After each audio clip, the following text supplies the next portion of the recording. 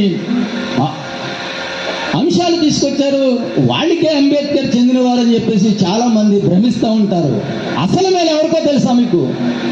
అసలు మేలు ఎవరికో నిజంగా తెలుసా మీకు?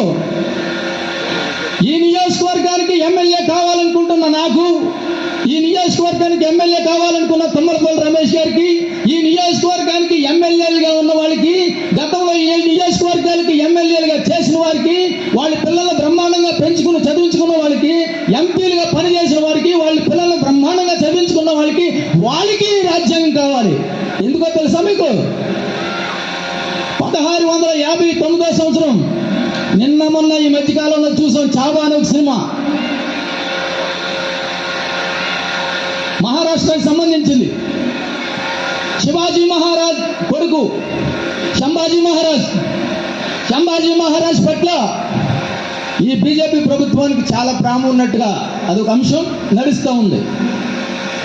ఈ ఛత్రపతి శివాజీ గారి గురించి ఎందుకు చెప్తా ఉన్నానంటే, 1759వ సంవత్సరంలో అఫ్జల్ ఖాన్ అనే వ్యక్తిని ఆ యుద్ధంలో, మహా భయంకరమైన యుద్ధంలో ఓడించి అప్పటికే మహారాష్ట్రలో మరాఠీలు అణచివేయబడతా ఉన్నారు.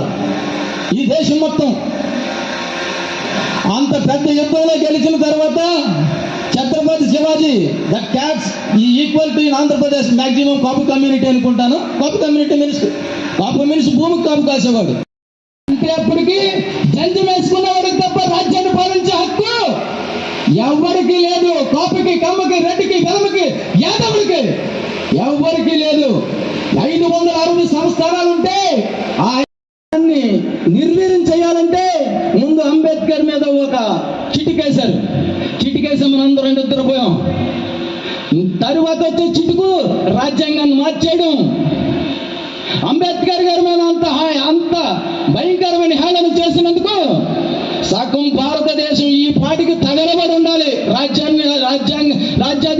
రాజ్యాధికారం కోసం రాజ్యాంగాన్ని కాపాడుకోవాలంటే సార్వదరిద్రాడు వదిలేది రాజ్యాధికారంతోనే డాక్టర్ బిఆర్ అంబేద్కర్ గారు చెప్పారు. దాని వరకు మనం పోవా? రాజ్యాధికారం పొందాలని చెప్పేసి నాతో ఉన్న కుర్రోళ్ళందరినీ ఆయా గ్రామాలకు ఒకసారి నిన్న తీసుకున్నాను. కాంగ్రెస్ పార్టీకి అన్ని గ్రామాల్లోనే ఎస్సీ కుర్రోళ్ళని పార్టీ ప్రశ్నలు పెడదామని ఆలోచన చేశాను. కుర్రోళ్ళు ముందుకు రాలా.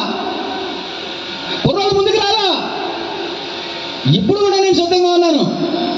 ఏ గ్రామంలో అయినా యాక్టివ్గా ఉన్న కుర్రోళ్ళు వస్తే మా పార్టీ ప్రెసిడెంట్గా చేస్తాం, ముందుకు తీసుకెళ్తామని చెప్పి. రాజకీయాలు అప్రస్తుతం.